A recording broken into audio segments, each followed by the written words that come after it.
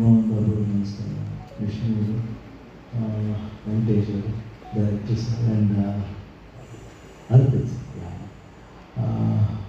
First ಬಂದ ತಕ್ಷಣ ವಿಷ್ಣು ಅದೇ ಕೇಳಿ, why you selected this film ಜ್ಞಾತಿಕೆ ಕನ್ನಪ್ಪ.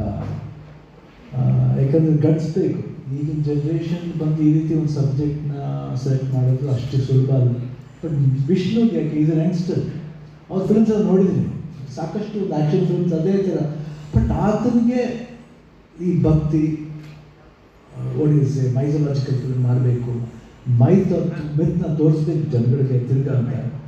ಐ ಥಿಂಕ್ ಒಂದು ರಿಸ್ಕ್ ಆದ್ರೂ ಅವರು ಅದನ್ನು ತಗೊಂಡು ಮಾಡಬೇಕಂತ ಪ್ರೂವ್ ಮಾಡಿದ್ದಾರೆ. ಇವತ್ತು ವಿಜುವಲ್ಸ್ ನೋಡಿದಾಗ ಭಾಳ ಅದ್ಭುತ ಅನಿಸುತ್ತೆ. ಬಟ್ ಇವಾಗ ಬೇಕಾಗಿತ್ತು ಅಂತ ಅನಿಸುತ್ತೆ. ಇವಾಗಿನ ಜನ್ರೇಷನ್ಗೆ ಮೈಥಾಲಜಿ ಬೇಕು, ಭಕ್ತಿ ಬೇಕು.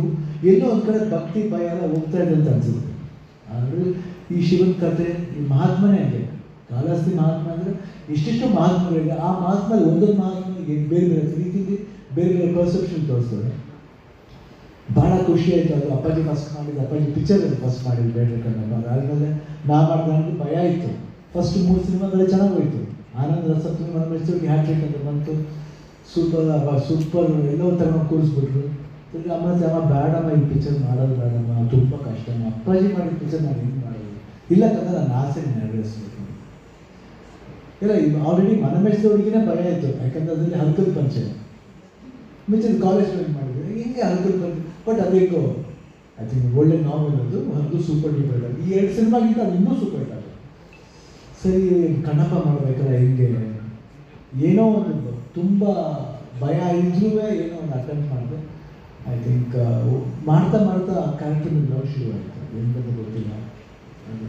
ಎಕ್ಸ್ಪೆಷಲಿ ಆ ಸಾಂಗ್ ಬರ್ತೇನೆ, ನೀನಿಲ್ಲ ನೀನಿಲ್ಲ ಎಂದು ನಾನು ಬದುಕೆಲ್ಲ ಕತ್ತಲಲ್ಲಿ ಅಲೆದೆನಲ್ಲ, ಬದುಕೆಲ್ಲ ಕತ್ತಲಲ್ಲಿ ಅಲೆದೆನಲ್ಲ,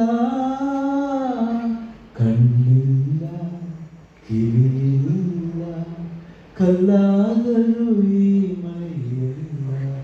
ಸೊ ಆ ಸಾಂಗ್ ಮಾಡಿದಾಗಿಂದ ಸ್ವಲ್ಪ ಅದೇನೋ ಇಂಟ್ರೆಸ್ಟ್ ಡೆವಲಪ್ ಆಗೈತೆ.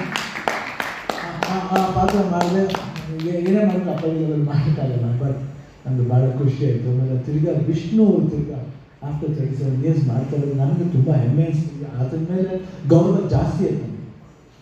ಅಂಥ ಒಬ್ಬ ವ್ಯಕ್ತಿ ಆ ರೀತಿ ಒಂದು ಪಾತ್ರನ ಮಾಡಬೇಕು ಅಂತ ಒಂದು ಆಸೆ ಪಡ್ತೀವಿ, ಜನಗಳಿಗೆ ತೋರಿಸ್ಬೇಕು. ಅದನ್ನು ಮೋಹನ್ ಬಾಬು ಸರ್ ಅಕ್ಸೆಪ್ಟ್ ಮಾಡಿರೋದಿಲ್ಲ, ಅದು ದೊಡ್ಡತನ. ಯಾಕಂದರೆ ಅವ್ರ ಫಿಲ್ಮ್ಸ್ ನೋಡಿ ಭಾಳ ಆ್ಯಕ್ಷನ್, ಒಂಥರ ವಿಭಿನ್ನವಾದ ಸಿನಿಮಾನೇ ಮಾಡ್ತಾರೆ ಮೋಹನ್ ಬಾಬು ಸರ್. ಅದರಲ್ಲಿ ಈ ಸಿನಿಮಾನ ನಾವು ಮಾಡ್ತಿದ್ದೀವಿ.